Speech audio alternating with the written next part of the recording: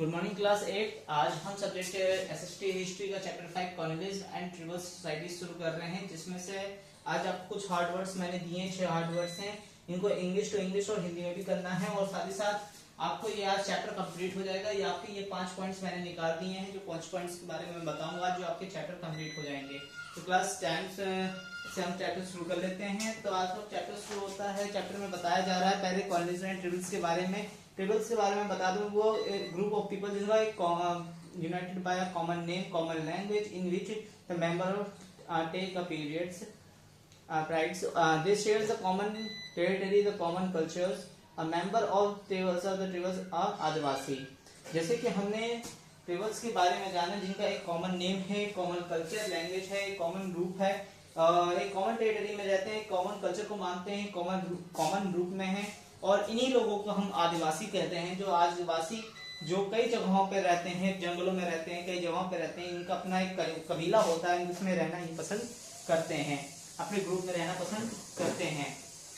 India has been a home of servers of tribals. यहाँ पे बहुत सारे ट्राइबल्स यानी आदिवासी लोग रहते हैं, जिसमें खोडास, कासिस और संथल नाम के जो आदिवासी कल्चर्स की जो सोसाइटी है वो बहुत ज्यादा प्रमुख मानी जाती है। इनकी कल्चर जो है उनका over the past of time अगर देखा जाए तो काफी सेंचुरी पुराना है। ये अगर देखा जाए इनका पास्ट चेंज होता हुआ, ये सब चेंजिंग ऑक्यूपाइड हुए हैं ब्रिटिश टाइम से, और ये सारे early times of most live in the forest, बहुत समय से जंगलों में ही रहते आ रहे हैं, हिलों में रहते आ रहे हैं, और ये शिफ्ट करते रहे हैं अपने एग्रीकल्चर, लेबर्स और कई चीजों में शिफ्ट हो चुके हैं आज टाइम पे।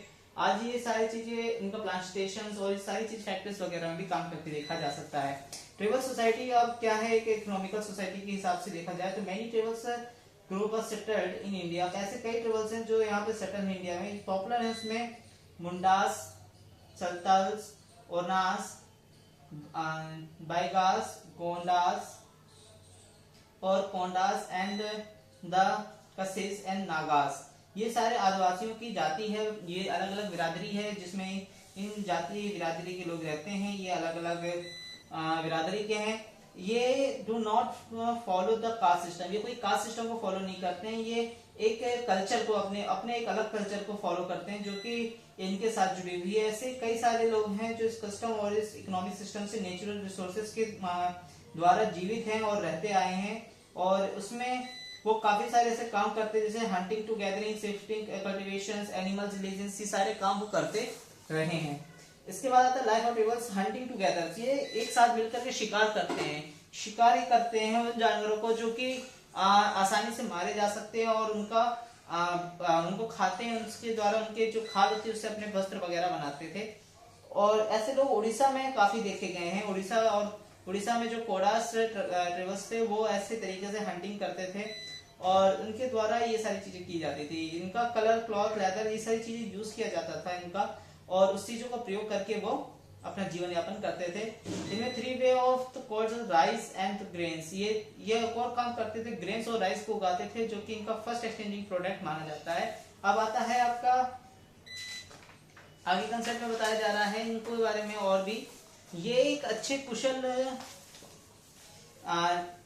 ये एक गांव की तरह ही रहता सकते थे। इसमें अब लेबर्स, केयरिंग और लॉट्स ऑफ बिल्डिंग्स, रोड्स और ये सारी चीजें में भी इन लोगों ने काफी बनाने और इन सब चीजों में योगदान दिया आदिवासियों ने, और आज के समय पे ये विभिन्न प्रकार में देखे जा सकते हैं। अब आता है चुमास कल्टीवेटर्स। चूम्स कल्टीवेटर्स यानी कि स्मॉल पीसेस ऑफ लैंड में ये कटिंग ऑफ ट्रीज और वेजिटेशन करते हैं, और लैंड को वे अनाज वगैरह उगाते हैं, वहाँ पे तैयार करते हैं, वहाँ की सॉइल फर्टिलाइज करते हैं, वहाँ पे उस तरीके से हार्वेस्टिंग क्रॉप को उगाते हैं और फिर इसको यूज करके कल्टीवेशन करते हैं।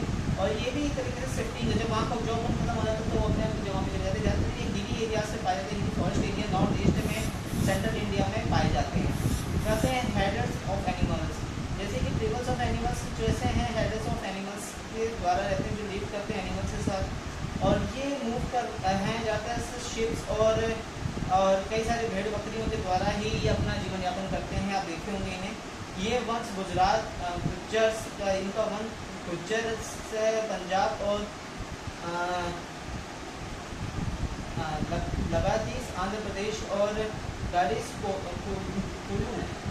में द्वीप पाए जाते हैं। कश्मीर वगैरह में भी ये इनकी बिरादरी है। ज़्यादातर इंक्लूडिंग इनको वन गुजर कहा जाता है, गुजर्स, वन गुजर्स जो जंगलों में रहते हैं, one गुजर्स। The British and travels, जो ब्रिटिश के समय का ट्रेवल्स एरिया था उसके बारे में बताया जा रहा है। इसमें बताया जा रहा है कि उस समय जो चीफ और इम्पोर्टेंट पीपल्स थे वो इकोनॉमिकल डाइवर्सिटीज में और पीपल्स के साथ ही एरिएबल थे, जिनको अलग अलग एरिया में अलग अलग पॉलिसीज लोकल रूल्स के अकॉर्डिंग रखा गया था। ये मेजरमेंट जो था coming from the British, the rules of power of travels chief underwent considerable change. These are the land titles for even the land on. However, the laws of power of under the British rule the pay for the tribute to the British is the commissioning authority of their enjoyed earlier. यानी कि उस समय Britishers time में जो अंग्रेजी शासक था तो तभी आदिवासी लोगों का काल था। उस समय में भी आदिवासी कालों के लिए काफ़ी उनके लिए समस्याएं थी, लेकिन वो तभी फॉरेस्ट जंगलों में अपने जीवन यापन कर लेते थे। वो भी अपने टैक्स सिस्टम ये सारी चीज़ों के ऊपर जो चीज़ें थी ब्रिटिश रूल्स द्वारा दी गई थी, उन चीज़ों को भी फॉलोएबल तरीके अपनी अनाज वगैरह इस तरह की चीज़ों के ऊपर भी दिक्कत होती थी। लेकिन लैंड टाइटलाइजेशन जो था वो उस समय उनको मिल चुका था। British did not like the travels, वो कभी ट्रेवल्स को कभी लाइक ही नहीं किए, उनको पसंद ही नहीं किया। उनका कहना ये था कि ये सब इस बिरादरी के हैं ही नहीं, इनको अलग रखो, ये कैटेगरीबल है ही नहीं। तो इस तरह की चीज़ें उन्होंने झेली है आदिवासियों ने उस समय भी। अब आते हैं अगला point, forest and there impact. Forest law है देयर इम्पैक्ट, जो इनके जंगली रूप के आधार पर बताया जा रहा है, जो जंगल में जिस तरीके से डायरेक्टली लिंक्ड हैं, फॉरेस्ट से जुड़े हुए हैं और ये लीड्स करते हैं ट्रेवल्स की तरह। ये तो कबीलों में आदिवासी जो रहते हैं वह फॉरेस्ट को किस तरीके से करते हैं, उनको रिजर्व फॉरेस्ट कहा जाता है। जो इस तरीके से टाइमेबल्स रहते हैं उनको रिजर्व फॉरेस्ट कहा जाता है। और इस तरीके से वो वहाँ पे जैसे जुमास का कल्टिवेशन हो गया और जुमास कल्टिवेशन के डिफिकल्टीज के बारे में बताया जाए। लोग ब्रिटिश लेटर जो ब्रिटिश के बाद जो वो तरीका हुआ जो कल्टिवेशन नियर द फॉरेस्ट हुआ, तो वो लिविंग नियर द फॉरेस्ट, वो जंगल के आसपास ही रहने लगे, प्रोवाइडिंग द फॉरेस्ट डिपार्टमेंट। वो फिर फॉरेस्ट डिपार्टमेंट से जुड़ गए, फिर उनके रिक्वायरमेंट के साथ ही वहाँ पे एक्सप्लोनेशन होने लगे था। अपोजिट लॉ ऑफ ब्रिटिश, जो कि ब्रिटिश लॉ के अपोजिट था, लेकिन तब भी उन्होंने कंसिडरेशन पॉलिसीज के साथ 1906 में रिवॉल्ट किया आसाम में और संगामा एंड द फॉरेस्ट सत्याग्रह 1930। ये सारी चीज़ों में आदिवासियों ने बहुत सहयोग दिया अपने जंगल को बचाने के लिए, अपने फॉरेस्ट को बचाने के लिए। इन्होंने ब्रिटिशर्स के सामने भी खड़े हुए, इन्होंने काफ़ी मेहनत की जंगल की सुरक्षा के लिए। Problems of English of changing law, जब चेंजिंग लॉ हुआ तो यहाँ पे कभी कबीलों को हटाने का निर्णय हुआ, काफ़ी कबीलों को वहाँ से हटाकर दूसरी जगह शिफ्ट किया जाए, क्योंकि वहाँ को बहुत ज़्यादा बुरा लगा और कुछ पे करना पड़ेगा न्यू टैक्सेस रेट। अगर वहाँ पे रहेंगे न्यू पे टैक्सेस रेट आया, न्यू चीज़ें आई, उस तरह से काफ़ी लोगों को समस्या आएगा, क्योंकि ये अंग्रेजी शासक के द्वारा बनाया गया था, अंग्रेजों के द्वारा बनाया गया इनका रूल रेगुलेशन था। इसके वजह से आदिवासियों को काफ़ी प्रॉब्लम्स होती थी। इसके साथ ही साथ इसमें बताया जा रहा है कि जैसे कि अलग अलग जगहों पे अलग अलग साल में जैसे जो समस्याएं, जैसे बिहार बंगाल में 47 में और 1910 में मध्य प्रदेश फिर महाराष्ट्र 1940 में। इस समय में इन लोगों का झारखंड और इलाका जितना भी था ये आदिवासियों से भरा हुआ था, उन सबको काफ़ी समस्याओं का को झेलना पड़ा। अब आता है reverse revolt for the eastern India.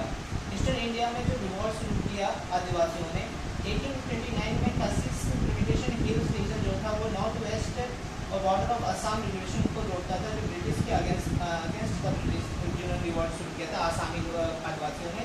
इन्होंने वहाँ के शासक काशीस के जो शासक लैंड था उनके द्वारा ये चीज़ शुरू की थी और इन्होंने काफ़ी chief nearly the finally decided to turn for the British not only from the hills but also the form of plan of Assam and organise themselves of बार मानकी। यानी कि इन्होंने काफ़ी दिनों तक उनसे परिश्रम किया, फिर इन्होंने काफ़ी दिनों तक अपने पहाड़ी एरियाओं को, उसको आसाम के जो पहाड़ी क्षेत्र है उनको बचाने की प्रतिज्ञा करते रहे और साथ ही साथ उन्होंने इस चीज़ को आगे बढ़ाते रहे। फिर उसके बाद इनके chief of impacted in the revolt of विरुद्ध सिंह जो थे वो इनके आपके चित्र में दिख रही है, वो भी एक आदिवासी थे और इन्होंने अपनी आवाज़ को वहाँ तक पहुँचाने का कार्य किया और 1829 में ये रिवॉल्ट खत्म हुआ। लेकिन इसमें टेरिटरी ऑफ आसाम जो था वो लार्ज कवर ऑफ टेरिटरी जो था, जो कि उतना नहीं पर कुछ हद तक अंग्रेजों के शासन में आ चुका था, सिस्टमेटिकली बॉन्ड होने लगा। कसिस प्लानिसाइड, इसमें नागास थे 1849 में, कशिश थे, ये सारे वर्षों के रूप में आपको बताए जा रहे हैं। अब इसमें आगे वाले टॉपिक्स हैं जिसमें हर एक कबीले के बारे में बताया जा रहा है कि अलग अलग लोग कबीले के बारे में, कबीले हैं उनके आधार पर हैं। तो आप लोग इन कबीलों के लोगों के बारे में इसमें और स्टडीज़ करेंगे, अपने आप से पढ़ेंगे, कुछ समझेंगे और घर पे भी इस टॉपिक को कंप्लीट पढ़ेंगे। और आज आपका चैप्टर कंप्लीट होता है, आपका आज चैप्टर 5 कंप्लीट हो गया है क्लास। आपको अब इसके क्वेश्चन आंसर बहुत जल्द मिल जाएंगे और इनको आपको कंप्लीट करना है, रीड करना है, घर पे रीड कीजिएगा और वर्ड मीनिंग्स हटिएगा और अगली क्लास जल्दी होगी। तो class thank you, have a nice day.